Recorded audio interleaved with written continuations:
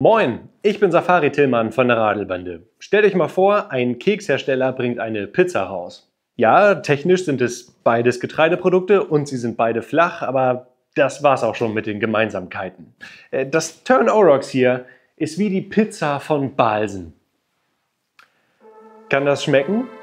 Und macht es uns satt? Das wollen wir in diesem Video einmal rausfinden.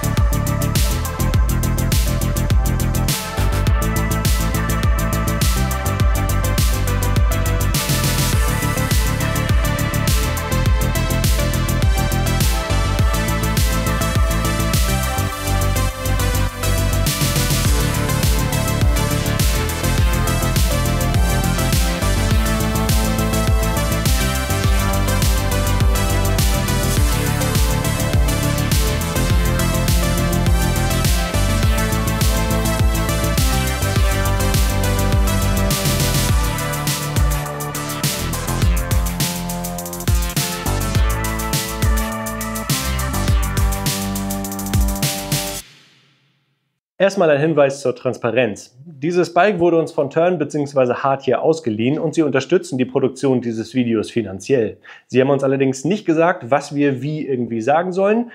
Alle Gedanken sind unsere eigenen und Sie bekommen das Video auch nicht zu sehen, bevor ihr es zu sehen bekommt. Wir sind komplett herstellerneutral. Und damit viel Spaß mit dem Video. Warum dieser unsinnige Vergleich? Tern ist eigentlich für seine Falträder und praktischen Alltags-E-Bikes bekannt. Mit dem Tern GSD haben sie eins der bekanntesten und beliebtesten Longtail-Lastenräder auf dem Markt. Also wie passt das Orox da rein? Die Geschichte hinter dem Tern Orox ist ziemlich spannend, denn sie zeigt so eine Art Startup-Mentalität innerhalb des recht großen Unternehmens Tern. Zwei finnische Mitarbeiter waren nicht ganz so zufrieden mit der Alltagstauglichkeit ihrer Tern-Räder. Klar, mit 20 Zoll Rädern durch den Tiefschnee ist bisweilen nicht so angenehm. Also haben sie freie Hand bekommen, ein Fahrrad zu entwickeln, das ihren Bedürfnissen entspricht. Das ultimative Adventure Cargo Bike. Mit einer Einschränkung. Es sollte perfekt in das Tern-Universum passen. Sprechen wir mal über den Elefanten im Raum. Nicht über mich, sondern über den Schwalbe Johnny Watts. Der hat 27,5 Zoll Durchmesser, also 650B, ein immer noch Standard Mountainbike-Maß. Aber in der Breite hat er 4 Zoll. Das sind knapp über 10 Zentimeter und ist damit fast doppelt so breit wie bei vielen anderen Lastenrädern. Und der ist so breit, dass er schon in Motorradterritorium kommt. Und es ist der absolute Traumreifen für alle, die nicht mit Druck umgehen können. Denn der Minimaldruck ist hier 0,4 bar. Und damit der Reifen auch bei derart niedrigen Drücken gut arbeiten kann und nicht seitlich wegknickt zum Beispiel, ist er hier auf der Atlas X70 Felge montiert worden mit 70 mm Innenmaß. Das ist viel. Nun ist das alles gar nicht so super krass, denn Fatbikes gibt es schon lange und die haben meistens Reifenbreiten zwischen 4,5 und 4,8 Zoll. Hier ist es allerdings so, dass es sich um ein Lastenrad handelt mit 210 Kilogramm zulässigem Gesamtgewicht. Und dieser Reifen muss halt dieses Gewicht aushalten, gleichzeitig auch gut im Gelände arbeiten, darf aber auf der anderen Seite auch nicht zu schwer sein. Und deswegen kommt halt hier der Schwalbe Johnny Watts zum Einsatz, den Schwalbe halt speziell dafür entwickelt hat. Allerdings sind selbst diese 4 Zoll unseren finnischen Freunden ein bisschen zu popelig. Wenn der Schnee wirklich tief ist oder feiner Sandstrand das Haupteinsatzgebiet ist oder ihr das Rad auch als Schlauchboot nutzen wollt, dann braucht es noch mehr. Und deswegen haben die Ingenieure das Rad so gebaut, dass auch 5 Zoll Reifen reinpassen auf 26 Zoll großen Felgen. Und das ist dann richtig breit. Das ist dann genauso breit wie der Reifen einer Ente, also wie beim Auto. Einem sehr alten Auto zugegebenermaßen. Allerdings gibt es auch noch eine weitere Option für Rennradfahrende zum Beispiel, nämlich den 29er Laufradsatz mit 65 mm schmalen Johnny Watts Reifen, die dann auch schon richtig groß sind. Und damit ist das Tern Aurochs das einzige Longtail-Lastenrad, was ich kenne, mit 29er-Kompatibilität. Damit so dicke Schlappen überhaupt in einen Rahmen reinpassen, musste Tern einige technische Sonderlösungen umsetzen. Auf der einen Seite gibt es besonders breite Narben, die dann auch vorne und hinten mit Steckachsen versehen sind für größtmögliche Stabilität. Außerdem sorgt das dann dafür, dass sowohl die Bremsen als auch der Antrieb weiter voneinander entfernt sind als bei einem normalen Fahrrad. Und der Antrieb an sich, der ist relativ normal mit der Shimano Deore XT Kettenschaltung. Der Motor ist auch ganz normal. Aber damit die Kettenlinie stimmt und die Kurbelarme und die Füße der Person auf dem Sattel nicht ständig irgendwie gegen die Kettenstreben stoßen, mussten eben die Kurbelarme weiter auseinandergebracht werden und auch das Kettenblatt ist eine richtig tiefe Schüssel. Und somit fährt man dann einfach so ein bisschen breitbeiniger, ne? Und wie sich das fährt, das sehen wir natürlich nachher mal in Fahreindruck. Und wenn man sich die Rahmenkonstruktion mal so von der Seite ansieht, dann sieht es ein bisschen aus wie eine Banane. Banana Strong Frame nennt Tern diese Rahmenkonstruktion. Das war natürlich ein Scherz. Hier in der Seitenansicht sind dann einige Designmerkmale erkennbar vom Tern GSD als auch vom Tern Quick Haul zum Beispiel. Nur es ist halt alles noch mal eine Spur größer und fetter. Das hier ist halt ein richtiges Trail-Lastenrad. Übrigens gibt es zwei verschiedene Rahmengrößen vom Tern Aurochs. Einmal diese Rahmengröße hier für Menschen zwischen 1,65 m und 1,95 m und dann noch eine Spur kleiner für Menschen zwischen 1,55 m und 1,85 m. Allerdings ist das Einzige, was sich an diesem Rad schnell verstellen lässt, die Höhe des Sattels. Allerdings in einem recht großen Umfang und auch Menschen mit über 1,95 m kommen auf ihre Kosten, wenn sie entsprechend sportlich sitzen können. Das hier ist halt wirklich Mountainbike fokussiert und sie verzichten auf den Tern Andros Vorbau und eine große Verstellbarkeit, damit sie das Fahrrad eben so stabil wie möglich aufbauen können. Das hier ist halt wirklich ein Fahrrad fürs Gelände, ein echtes Trail-Lastenrad.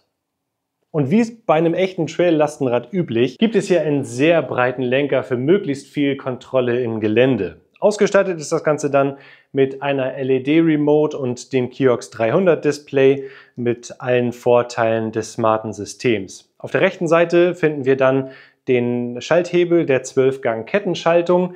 Da lassen sich auch mehrere Gänge gleichzeitig schalten und dann ziemlich gute Ergon-Mountainbike-Griffe. Außerdem befindet sich hier am Lenker auch noch die Bedienung des Scheinwerfers. Die Rückleuchte ist immer an, der Scheinwerfer lässt sich nach Bedarf einschalten und zwar hier mit diesem Hebel oder mit diesem Druckknopf, der dann in die Schelle für die Magura Bremshebel integriert ist. Das ist ziemlich schick gelöst. Außerdem verfügt dieser Scheinwerfer dann auch noch über eine Fernlichtfunktion, die sich über den zweiten Knopf ein- und ausschalten lässt. Das ist ziemlich cool und dieser Scheinwerfer, der ist echt klasse. Eine weitere Besonderheit ist die Integration der Akkus. Standardmäßig gibt es einen 800 Wattstunden Akku und hier sind jetzt zwei verbaut mit 1600 Wattstunden Gesamtkapazität. Das ist jede Menge und sorgt für richtig große Reichweiten, selbst im Turbo-Modus, wenn es mal so richtig Adventure-mäßig wird. Spannend ist auch, wie diese Akkus verbaut sind. Der eine befindet sich hier hinter dem Sitzrohr, soweit so normal. Der Hauptakku oder der zweite Akku ist aber hier in dieser Tasche verstaut. Im Alltag werden wahrscheinlich 800 Wattstunden reichen und dann wird diese Tasche hier komplett frei. Aber selbst mit verbautem Akku ist ja noch Platz für das Ladegerät zum Beispiel. Und hier sind dann auch noch in diesen Flügeln, links und rechts, so kleine Taschen verbaut, um Ordnung zu halten. Marie Kondo gefällt das. Okay, Safari Tillmann, wir haben es verstanden. Aber wie passt es jetzt ins Tern-Universum? Danke der Nachfrage. Eine Basenpizza wäre nur echt mit 5210 und ein Tern Aurochs ist nur echt mit 52 Zubehöroptionen. Denn hier wurde darauf geachtet, dass möglichst viel von dem Zubehör, was ans GSD passt, auch ans Aurochs passt. Außer hier vorne beim Frontgepäckträger. Da gehen sie einen etwas anderen Weg als sonst. Denn hier kommt kein rahmenfester Gepäckträger zum Einsatz, sondern einer, der an der Gabel befestigt ist und somit mitlenkt. Aber das heißt nicht, dass man ihn weniger belasten kann. Im Gegenteil, 25 Kilogramm kann dieser Gepäckträger hier vorne transportieren und der ist groß genug, um auch richtig große Packtaschen hier vorne dran zu befestigen. Und hier oben lässt sich auch noch ein Zelt oder eine weitere Gepäckrolle oder so einfach dann mit diesen Gurten verstrapsen. Und das Coole ist auch, hier oben sind Flaschenhalterösen dran für zum Beispiel Kigo Fitlock Flaschen. Aber auch an dieser Gabel befinden sich weitere Montagepunkte, um zum Beispiel Käfige oder weitere Flaschenhalter zu montieren, um eigene Lösungen auch umzusetzen, wenn man auf diesen Frontgepäckträger verzichten möchte. Der Hauptgepäckträger ist Longtail typisch aber hinten. Und der schüchtert mich gerade fast so ein bisschen ein, so groß ist der. Der Atlas X Gepäckträger darf bis zu 100 Kilogramm belastet werden und ist hier auf den Rahmen des Aurochs draufgeschraubt. Ließe sich also im Falle einer Beschädigung verhältnismäßig einfach auswechseln.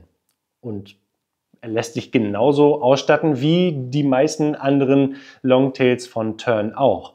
Hier sind dann zusätzlich auch die Staudex montiert, die jetzt hier so ein bisschen komisch aussehen, weil die lassen sich in verschiedenen Stufen arretieren. Einmal so, dass Kinder zum Beispiel ihre Füße draufstellen können oder Gepäck abgestützt wird, aber man kann sie auch in verschiedenen Stufen aufstellen, um Gepäck nochmal zu sichern, falls die Packtaschen zum Beispiel nicht vollgeladen sind oder nicht bis ganz hier unten reichen, dann können sie auch einfach hier draufgelegen werden oder hier so ein bisschen festgeklemmt werden, wenn man das braucht. Das ist ziemlich cool. Und Gepäck lässt sich dann auf verschiedene Weise natürlich hier am Tern Aurochs befestigen. Auf der einen Seite gibt es hier diese Strebe, an die sich verschiedene Packtaschen einfach hängen lassen, oder man nutzt das Tern-Zubehör, wie diese Cargo Hold 72 Taschen. 72 ist die Zahl der Liter, die da reinpassen, und die sind wirklich sehr, sehr groß und nutzen die komplette Fläche aus, die das Tern Aurochs hier bietet. Sie lassen sich einfach hier mit den Fitlock-Verschlüssen öffnen und schließen, kann sie dann einrollen, aber sie lassen sich auch einmal umstülpen, sodass sie dann auch mit Kindersitzen genutzt werden können, die dann hier in diese Tasche reinragen. Beziehungsweise Kinder können dann auch ihre Beine in dieser Tasche abstellen. Das Coole ist auch, diese Taschen sind rundherum noch mit zusätzlichen Reflektoren versehen für bessere Sicherheit in der Nacht. Und auch wenn man da reinguckt, dann ist diese Tasche nicht schwarz wie bei vielen anderen Herstellern, sondern in so einem hellgrün gehalten, damit man da drin auch wiederfindet, was man da reingelegt hat. Also 72 Liter Fassungsvolumen pro Seite. Da passt nicht nur der Wochenendeinkauf rein, sondern für eine ganze Woche im Outback. Und dann ist das Aurochs natürlich auch geeignet für die Mitnahme von Menschen. Und zwar nicht nur von ganz kleinen Menschen, sondern auch von größeren Menschen. Wie gesagt, 100 Kilogramm hält dieser Gepäckträger aus. Und er ist auch kompatibel mit sämtlichem Zubehör, was Tern für die Mitnahme von Menschen anbietet. Wie dem Captain's Chair, wie dem Sidekick Handle, diesem Clubhouse, das einige weitere Funktionen bietet, und natürlich auch dann diesen Sitzpolstern. Die sind sehr schön weich gepolstert, sind mit Klett befestigt und lassen sich somit auch flexibel einsetzen, haben eine sehr bequeme Rückenlehne und saugen sich auch nicht mit Wasser voll, selbst wenn es mal richtig plattert. Und als zusätzlicher Bonus bei dem Clubhouse ist dann hier auch noch die Möglichkeit, 4 Flaschenhalter zu montieren. Flaschenhalter. Und natürlich können diese Sitzflächen auch entnommen werden und klassische Kindersitze eingebaut werden, wenn sie halt noch ein bisschen kleiner sind. Aber hier passt im Grunde alles drauf, was auch aufs GSD, Quick Haul Long etc. passt. Und ein Detail ist noch interessant, und zwar diese 3 Löcher hier. Die sind auf beiden Seiten verfügbar und bieten die Möglichkeit, eine Anhängerkupplung zu montieren. Oder das Bike Tow Kit, mit dem ihr ein Fahrrad hier hinten einfach dranhängen könnt. Vorderrad ausbauen, Fahrrad hinten dran und dann zum Shop ziehen oder auf den Trail ziehen oder das Kinderfahrrad ziehen. Das Kind sitzt hier hinten drauf, wenn es nicht mehr kann. Also einige spannende Möglichkeiten, auch hier kompatibel mit dem Tern Aurochs. Konstruktiv spannend, optisch die absolute Wucht. Jetzt muss es nur noch gut fahren. Schauen wir mal.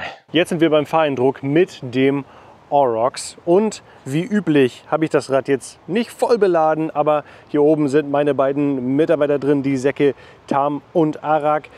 Insgesamt 17,5 Kilo pro Stück, also 35 Kilogramm hier oben drauf am höchsten Punkt, also ähnlich wie 2 Kinder, die jetzt zum Beispiel hier oben drauf sitzen. Die Taschen sehen nur beladen aus, sind es aber nicht, die sind jetzt leer, da ist Luft und Liebe drin. Und ja, der Luftdruck ist jetzt so eingestellt, wie ich es auch im Harz hatte, also irgendwie 0,7, 0,8. Ich glaube 0,8 hinten, 0,7 vorne. Und wir beginnen den Fahreindruck heute etwas früher als sonst. Normalerweise starte ich da hinter diesem Haus. Jetzt starte ich hier. Warum? Weil wir natürlich checken müssen, wie dieses Offroad-Lastenrad sich bei Treppen verhält. Und zwar treppauf. Natürlich Turbo-Modus. Und wir gehen dafür in den kleinsten Gang. Und wir sind bei der ersten Treppenstufe. Ansetzen und überhaupt kein Problem. 2 Treppenstufen. Auch kein Problem. 3 Treppenstufen.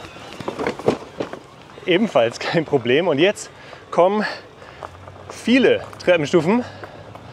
Los geht's. Okay. Ja, also, was haben wir gelernt? 1, 2, 3 Stufen überhaupt kein Problem. Für mehr Stufen braucht es einfach mehr Skill vom Rider. Was in diesen Fällen aber hervorragend funktioniert, ist Folgendes: die Schiebehilfe. Und damit könnt ihr das, wenn ihr in den kleinsten Gang schaltet, könnt ihr das Fahrrad wirklich quasi überall verhältnismäßig einfach hochschieben. Wenn ihr es natürlich so ein bisschen gleichmäßig beladet. Also jetzt ist hier halt viel Gewicht hinten drauf, gar kein Gewicht vorne. Das mag die Geometrie nicht ganz. In unserem Harzabenteuer mit deutlich schwerer beladenem Fahrrad hat das echt gut funktioniert. Fahren wir wieder runter. Und das ist halt mit diesem Fahrrad wirklich kein Problem. Und was auch auffällt, dass die Bodenfreiheit auch für solche Stufen hier ausreichend groß ist. Das heißt, auch im Gelände kommt hier echt über so einiges rüber. Zumindest wenn ihr das Rad intelligent belastet. Nicht so wie ich. Jetzt machen wir mal mit dem regulären Programm weiter. Und in diesem Fall die zweite wichtige Herausforderung ist natürlich der Beschleunigungstest. Wir sind nicht im kleinsten Gang, weil der wirklich sehr, sehr klein ist, aber in der höchsten Unterstützungsstufe. Und wir gucken mal, wie gut dieses Monstrum beschleunigt. Und los geht's. Und 25 km/h. Es beschleunigt gut, es beschleunigt sehr schnell. Der Bosch Performance CX Motor ist dabei natürlich ständig hörbar und immer präsent, aber halt auch auf der anderen Seite sehr kraftvoll und reagiert sehr schnell, gerade dann, wenn man sich für eine geringe Übersetzungsstufe entscheidet.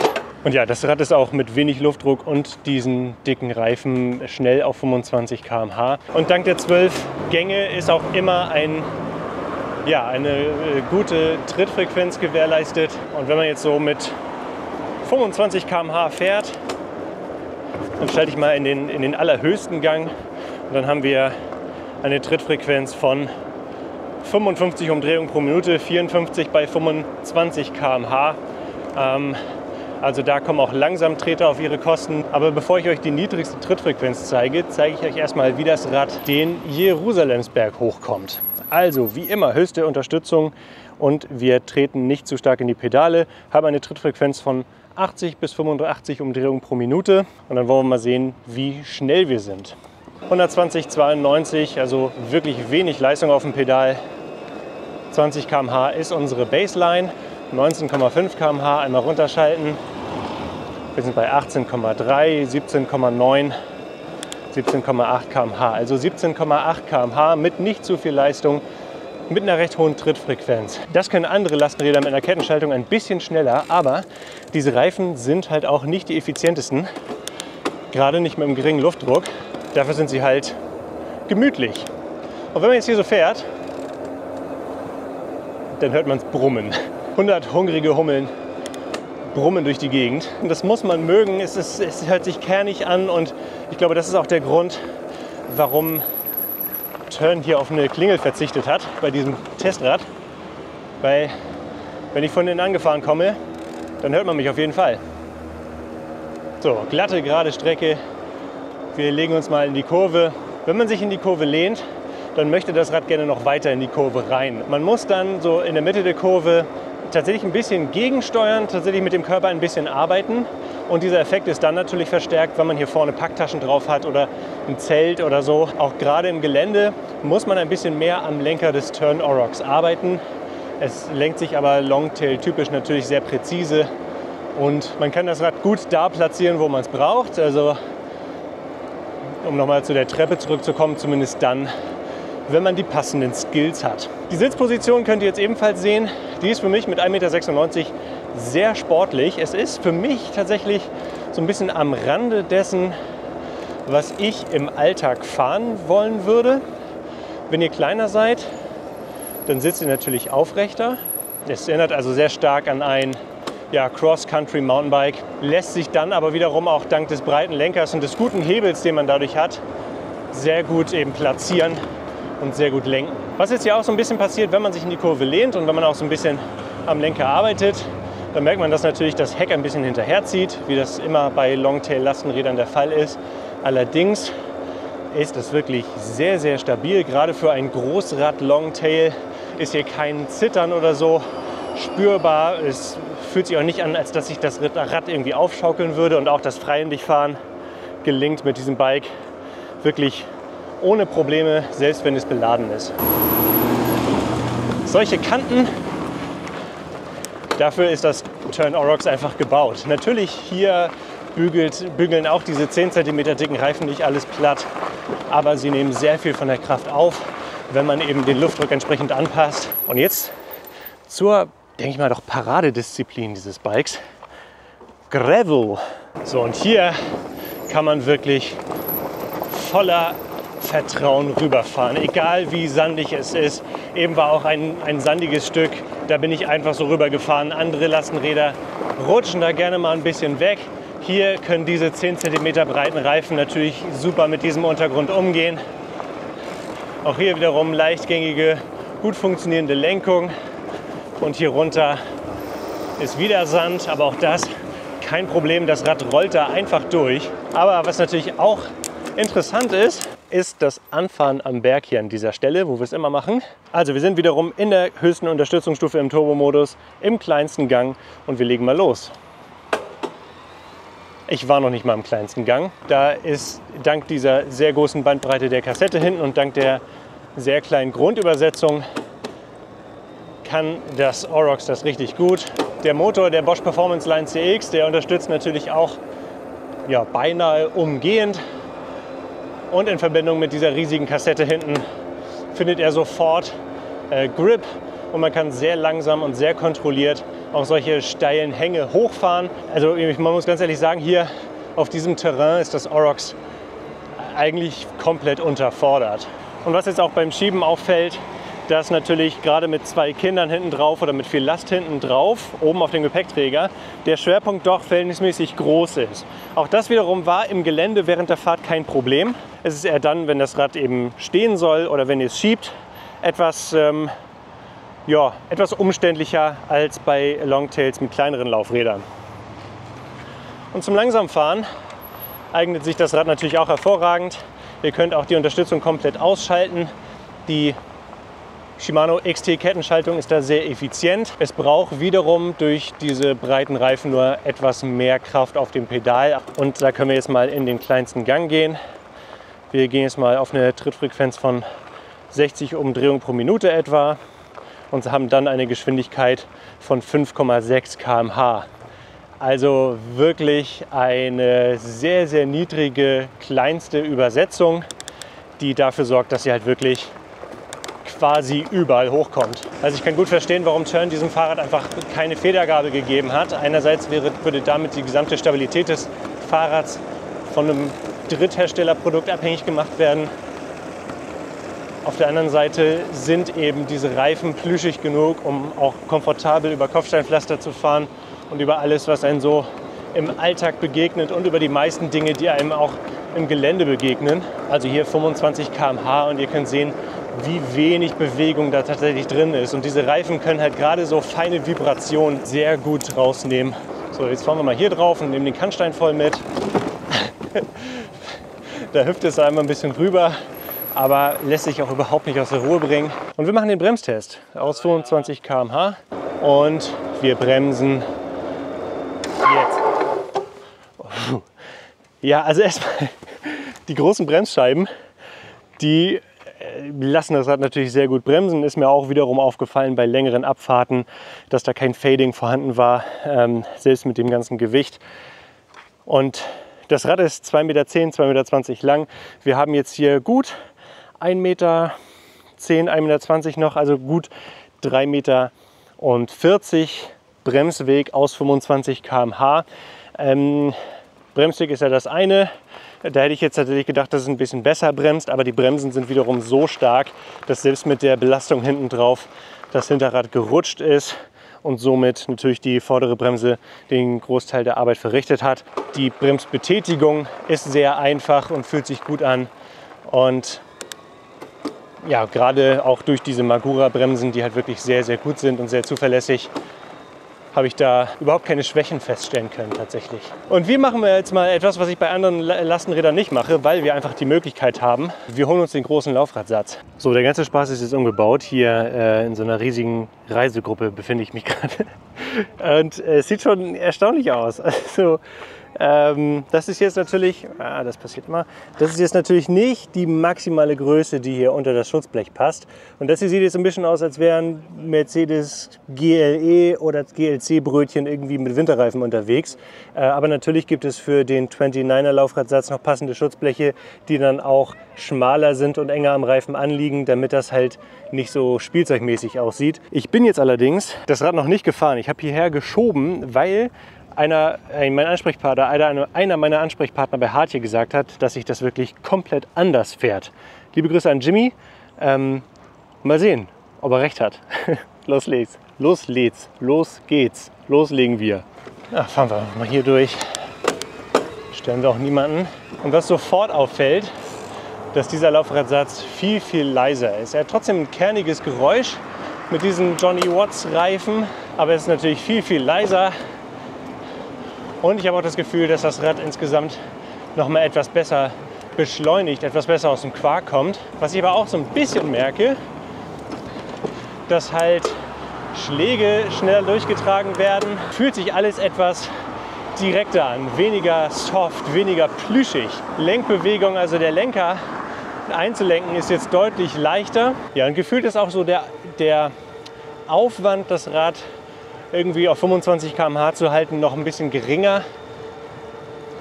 Rollt es angenehmer? Ja. Also was mir beim Rad mit den dicken Laufrädern jetzt aufgefallen ist, gerade auch jetzt im Vergleich zu diesem Laufradsatz, dass über Bodenschwellen das Rad so ein bisschen rüber hüpft und nachwippt. Das ist jetzt hier in diesem Falle überhaupt nicht so. Was man aber trotzdem merkt, also das sind ja trotzdem keine super schmalen Reifen, auch wenn ich damit jetzt ein bisschen kokettiert habe, sondern es sind ja trotzdem dicke Reifen, ne, mit 65 mm und mit einem ziemlich starken Profil. Das heißt, auch hier über Schotter fühlt sich das echt gut an. Also ich bin ganz erstaunt eigentlich, dass es dann doch mit diesem Laufradsatz wahrscheinlich etwas alltagstauglicher ist als mit dem ganz dicken Laufradsatz. Worauf ich jetzt noch gar nicht eingegangen bin, vielleicht weil ich mich so ein bisschen an das Rad gewöhnt habe, der große Abstand zwischen den Knien und zwischen den Füßen beim Pedalieren. Tatsächlich komme ich jetzt beim Treten weder irgendwie an den Rahmen oder mit den Waden an diese große Tasche ran. Jetzt auch auf den über 300 Kilometern, die ich damit jetzt schon gefahren bin mit diesem Fahrrad, habe ich keinerlei Knieprobleme oder so bekommen. Das ist am Anfang etwas ungewöhnlich und ungewohnt, aber der Effekt ist doch weniger stark wiederum, als ich dachte. Was jetzt auch der Fall ist, so beim Bremsen fühlt sich das auch weiterhin gut an. Jetzt ist natürlich die Bremse noch nicht hundertprozentig eingebremst auf diese Bremsscheiben. Aber auch da, hier ist ein bisschen Asphalt. Auch diese Reifen greifen richtig gut in den Asphalt beim Bremsen. Ja, spannend. Also was für einen Unterschied so ein Laufradsatz machen kann, gerade wenn er einen solchen Größenunterschied halt einfach zeigt. Wir werden das halt jetzt noch mal ein bisschen testen. Ich werde es auch mit diesem Laufradsatz im Alltag jetzt erstmal noch mal ein bisschen fahren. Gehen wir mal nach ein paar Wochen des Testens zurück ins Studio und gucken mal, wie das Fazit ausfällt. Nun konnten wir das mächtige Aurochs etwa 8 Wochen lang im Alltag bewegen und wir haben mehr mit diesem Rad erlebt als mit den meisten anderen Lastenrädern. Es diente als schnöder Kindertransporter, hat einfach irgendwelche Dinge hin und her gefahren. Es diente uns als Begleitfahrzeug bei einem Campingausflug und es war mit meiner kleinen Tochter und mir im Harz. Und falls ihr das Video noch nicht gesehen habt von unserem größten E-Bike-Abenteuer bisher, dann verlinke ich das jetzt mal hier oben. Aber jetzt geht es erstmal um die 3 Punkte, die uns besonders gut gefallen haben und 3 Punkte, die uns weniger gut gefallen haben. Ihr findet aber natürlich wie immer die komplette Bewertung anhand der Radelbahn, der Bewertungsmatrix über den Link unten in der Videobeschreibung. Der erste Punkt, der uns richtig gut gefällt, ist die Hochwertigkeit. Und zwar nicht nur hier in der Verarbeitung des Rahmens, in den Anbauteilen, sondern auch in der Auswahl der Komponenten.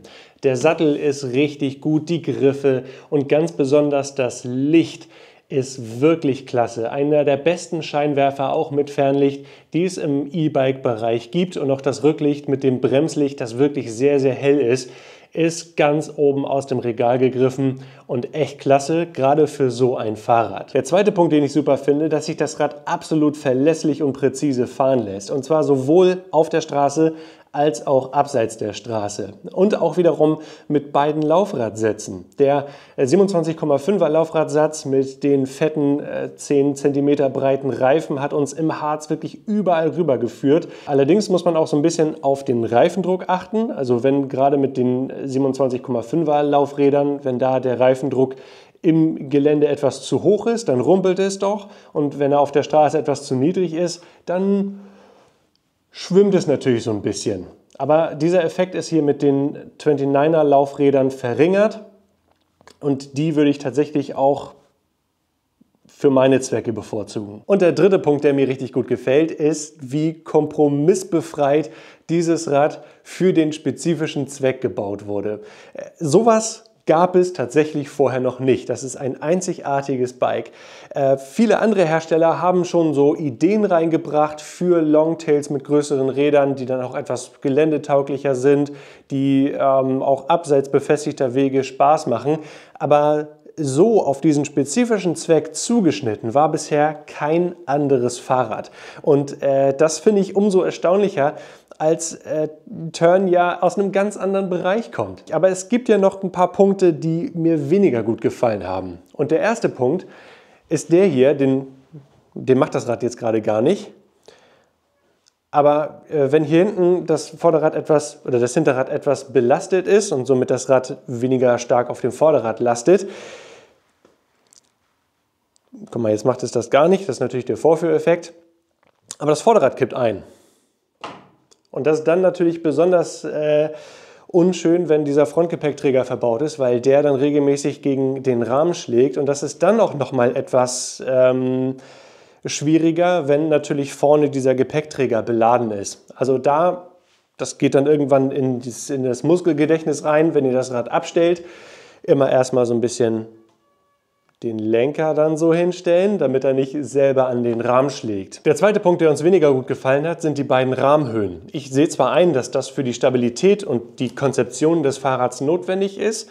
Das macht das Fahrrad aber gerade für Familien, wo mehrere Personen damit fahren können sollen, etwas weniger variabel. Und jetzt hier mit 1,96 Meter, zugegebenermaßen 1 Meter größer, 1 Zentimeter größer als das, was Tern empfiehlt, ist die Sitzposition schon sehr sportlich. Ich finde es insgesamt sehr passend zu dem Konzept des Fahrrads, aber für die eine oder andere Person könnte es doch eine ganze Ecke zu sportlich sein. Und der dritte Punkt, der uns weniger gut gefallen hat, war die Regendichtigkeit der Taschen.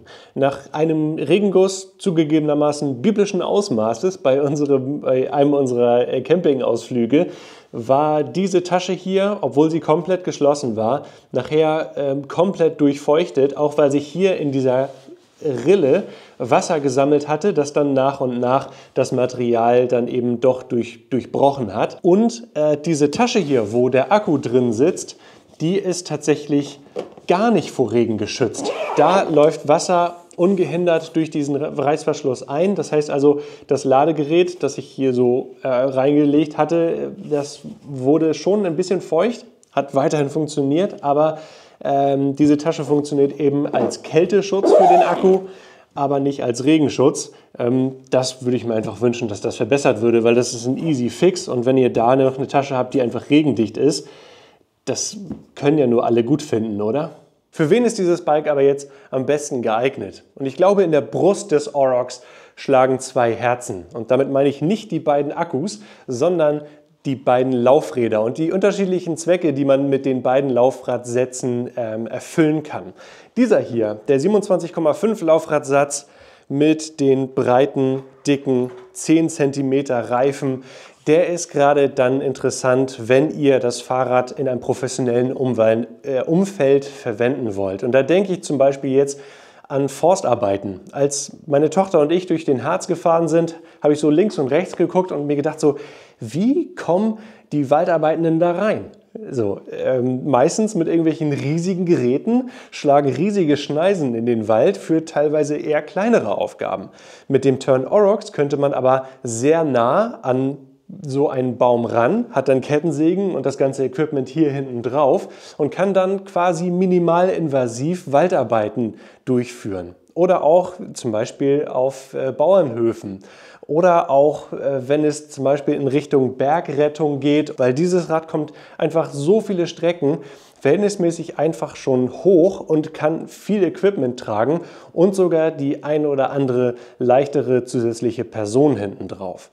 Also da gibt es schon sehr, sehr viele potenzielle Einsatzgebiete, die mit diesem Bike und besonders diesem Laufradsatz eben möglich wären. Und der zweite Einsatz ist einfach mit den größeren Laufrädern. Dann ist das Rad immer noch gut für irgendwelche Gravel-Strecken geeignet, wenn euer Alltag halt stark aus Schotterstrecken etc. besteht, aber auch über Asphalt geht. Der ist, glaube ich, noch ein bisschen vielseitiger. Mit dem 27,5er Laufradsatz fühlt man sich gerade in der Stadt teilweise so ein bisschen fehl am Platze. So ging es mir zumindest. Alles, was nicht unbedingt Mountainbike-Terrain ist, kommt man auch mit dem 29er Laufradsatz super voran und das macht auch richtig Spaß. Würde ich dieses Bike jetzt vorbehaltlos auch für den Alltag in der Stadt empfehlen? Und da muss ich definitiv sagen, nein.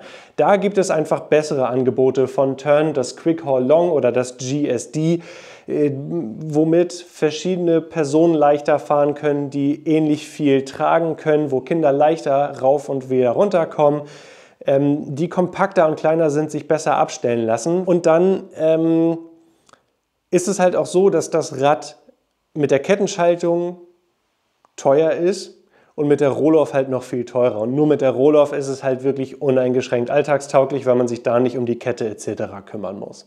Also für wen sehe ich dieses Fahrrad jetzt insgesamt? Wenn ihr einfach viele Offroad-Strecken habt in eurem Alltag oder das Bike wirklich professionell verwenden wollt, anstelle eines Offroad-Autos zum Beispiel, dann ist das Tern Aurochs einen genaueren Blick wert, weil es ist wirklich einzigartig in den Fähigkeiten. Tern Aurochs klingt zwar wie eine mächtige Kreatur aus Mittelerde, aber das Bike an sich ist noch viel, viel mächtiger. Also um die eingangs gestellte Frage zu beantworten, ja, die Pizza mit Banana Frame und Aurochs Fleisch schmeckt sehr, sehr gut. Aber es ist nicht unbedingt was für jede Mahlzeit und für jeden Tag im Jahr.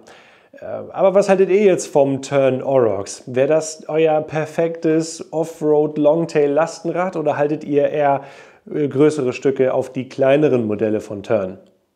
Sagt es mal in der Videobeschreibung. Nee, in den Kommentaren. Wo bin ich eigentlich? Lasst einen Daumen nach oben da, wenn euch das Video gefällt und wenn ihr dabei sein wollt, wenn die Radelbande das nächste Mal auf Tour ist, dann abonniert den Kanal. Tschüss, bis dann.